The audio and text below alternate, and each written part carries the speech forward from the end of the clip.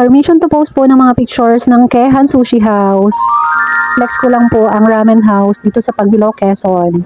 And yan po, kumain po kami that time. And sobrang gutom po ako. Kaya kung mapapansin nyo, kumakain ako ng cheese ring. And meron din ako dyang mogo-mogo. Yan na po yung order namin. Wow. Fast forward. Yan po yung favorite ko na seafood ramen. Meron po kaming takoyaki. And meron din pong beef tonkotsu if I'm not mistaken. Basta beef po yun, masarap. And meron po silang table napkin, syempre, social. And meron pong tinidor at kutsara. Malamang, kakain ka, diba? So, yun na nga. Kumain agad ako nung beef. Sobrang sarap niyan, guys. Lahat ng order ko, masarap. Order namin mag-asawa. And fast forward na natin. Talagang gutom na gutom ako dyan. Kaya tayo ay hindi na makausap. And time para i-separate yung shrimp. May tatlo palang shrimp, guys. Totoong shrimp yung kanilang seafood ramen. Sineparate ko para balatan. Sobrang init nga ng sabaw. Kung makikita nyo talagang umuusok-usok pa. And solve na solve ang gutom mo dito. Ito yung favorite ko, guys. Talagang namimiss ko to kapag natagalan akong hindi kumain.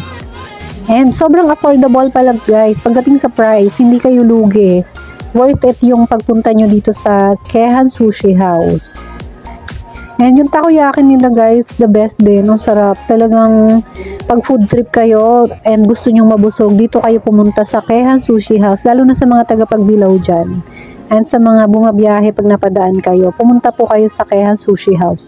Oy, libreng endorsement to ha. Kasi masarap naman talaga, guys. And sobrang practical nung presyo. Hindi na po kayo lugi.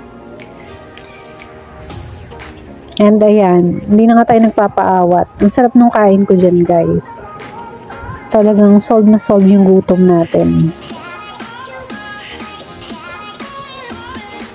And yun lang, guys. Sana magpumasyal kayo dito. Solid na solid yung kanilang seafood ramen.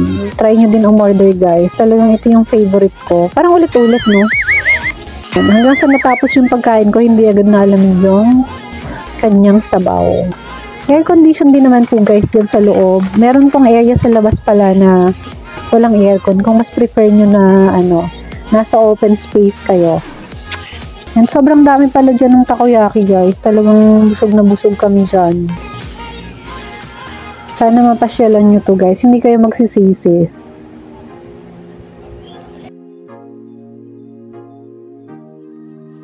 And kita nyo naman, said na said.